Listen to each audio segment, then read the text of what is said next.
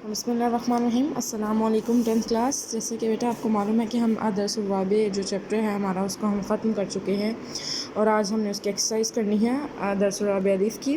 آپ کو پتہ ہے بے کی، الف اور بے کی ہم آج کریں گے، اور جیم کی ایکسرسائز ہے نہیں ہے۔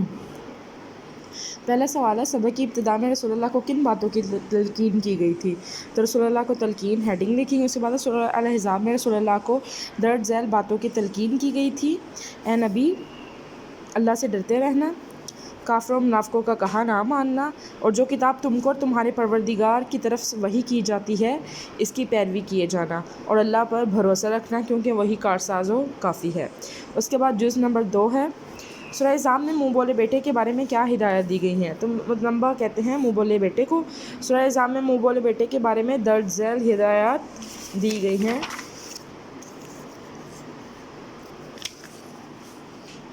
نمبر 1، اللہ نے تمہارے منہ بولے بیٹوں کو تمہارا حقیقی بیٹا نہیں بنایا۔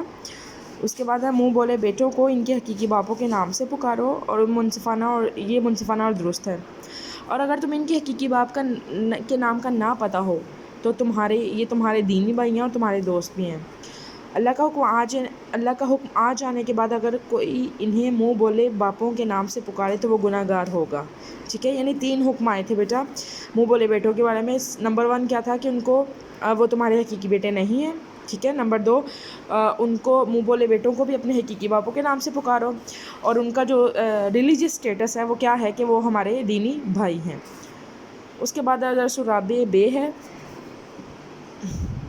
سورہ احزاب کی روشنی میں بتائیے غزوہ احزاب میں اہل ایمان کو اللہ کی تائید و نصرت کیسے حاصل ہوئی؟ تو غزوہ احزاب میں اللہ تعالیٰ نے نظر نہ آنے والے فرشتوں کے لشکر اور تیز ٹھنڈی ہواؤں کے ذریعے مسلمانوں کی مدد کی۔ ٹھیک ہے، اس کے بعد ہے جز نمبر 2، غزوہ احزاب کے دوران آزمائش کی گھڑیوں میں اہل ایمان اور منافقین کا طرز عمل کیا تھا؟